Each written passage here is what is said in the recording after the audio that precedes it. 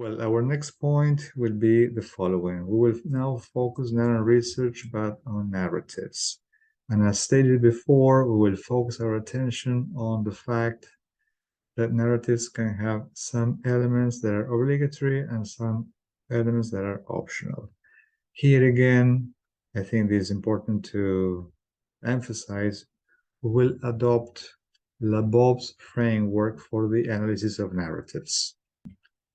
Labov will claim that there are 6 different stages in the structure of narratives. To know the abstract, which we will define here, following Eggins as an indication of the kind of genre that we're going to read. So the expression, for instance, once upon a time, will point to the fact that we will be reading or that we will be in the presence of a fairy tale. Others will define the abstract as a summary of the story. That is, at times, we may find that a story is introduced by a little summary of the plot, of the events that will take place. So this summary will be really condensed and comprised to be later on expanded in order to account for the initial facts that have been presented in a very succinct fashion. The orientation is a statement of when and where the events have taken place, and also who, that is, the characters that have performed the actions that are relevant to the story. The conflict will be defined as some unexpected or unprecedented or extraordinary event. This action will disrupt the normal state of affairs that is in the narrative that starts with a normal state of affairs. But let us bear in mind that narratives can start in media res, that is, they can start straight away with a conflict, and we can then go on in search of the events that led to that conflict. Also notice that at the beginning of our class, we mentioned the fact that there might be different sequences in the structure of a genre. That's basically what I meant when I talked about different sequencing or a different sequence of the elements of schematic structure.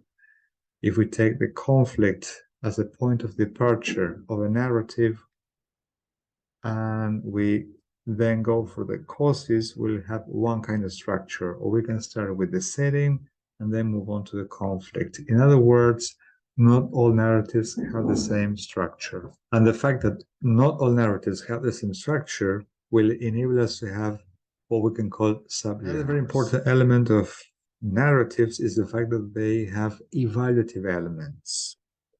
We will define evaluation as that stage when the actions in a story come to a halt and make room for some kind of assessment that takes place either by some of the characters in the story or by the narrator himself or herself. We will find, in that respect, we will find acts of criticism or admiration, as I stated before, by characters in the story or by the narrator himself or herself. Next, the resolution. The resolution is the ending of the story, and that will bring about some new state of affairs.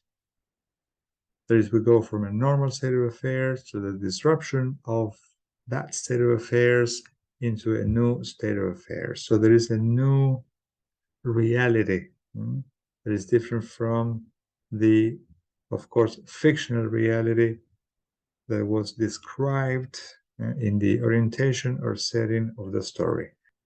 And finally, there is a coda, which is the line that indicates that the narrative is over.